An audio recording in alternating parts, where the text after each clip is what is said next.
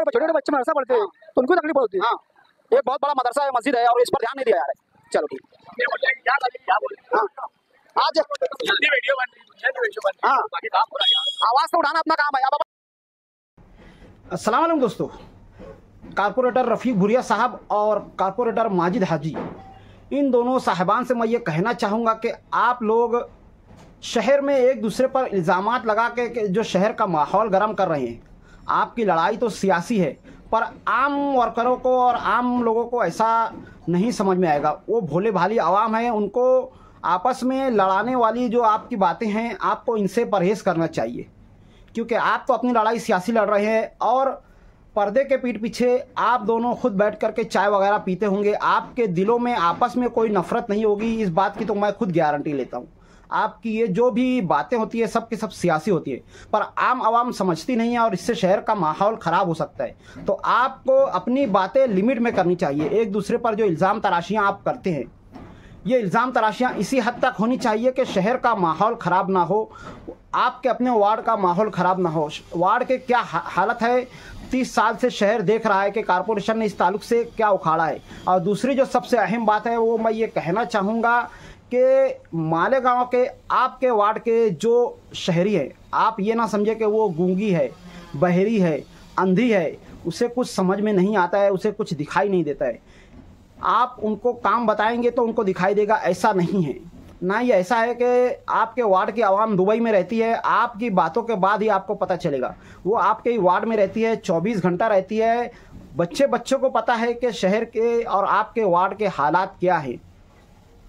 तो आप जो बताएंगे वही पता चलेगा, ऐसा नहीं है। शहर के आवाम देखती आई है गुज़िश्ता 30 सालों से आपके वार्ड को कारपोरेशन ने क्या दिया है और इसके बदले में आपने क्या क्या मेहनतें की हैं, सब दिख रहा है। एक ज़रा सी बारिश आती है, आपके वार्ड की 5 मसाजिद में गटर का पानी भर जाता है। नमाजी नमाज के लिए घर से वज़ू बनाकर निकलते हैं और मस्जिद में पहुंचने तक उन्हें दोबारा वज़ू बनाना पड़ता है, उनके कपड़े वगैरह नापाक हो जाते हैं। इसी तरह से स्कूल के बच्चों को काफ़ी तकालीफ होती है। इस पर मैंने खुद करीब साल भर पहले वीडियो बना करके डाला था, कोई कार्रवाई नहीं की। दोनों कारपोरेटर से मैं कहना चाहूँगा कि जो बड़े बड़े काम हैं उनको आप कीजिए, आपका काम दिखेगा, आवाम आपको वोट देगी। बातों से वो वोट हासिल करने वाली सियासत मुसलमानों के अंदर नहीं है। मुसलमान जो है आज़ादी के बाद से अब तक अपने भारत में काफ़ी कुछ सह चुका है, काफ़ी कुछ देख चुका है। उसको पता है कि किस तरह से झूठे वादे वगैरह सियासत में किए जाते हैं और मुसलमानों के साथ कभी इंसाफ और कभी नाइंसाफ़ी वगैरह की जाती है, कहाँ कहाँ पर की जाती है, उसे सब पता है। अल्हम्दुलिल्लाह, अल्लाह का एहसान और करम है कि उसने हमें ईमान पर पैदा किया और सही अकीदे पर पैदा किया, जिसकी वजह से अल्लाह तबारक व तआला ने हमें सही समझ दी है, सही और गलत का फैसला करने की क़ुव्वत दी है।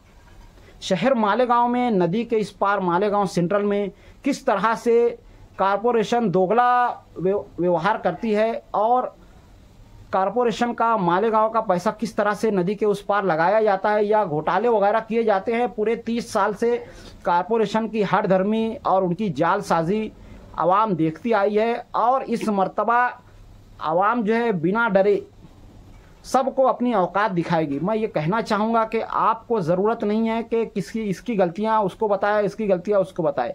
आप अपना काम सही तरीके से कीजिए, आवाम आपको चुन करके ला करके देगी।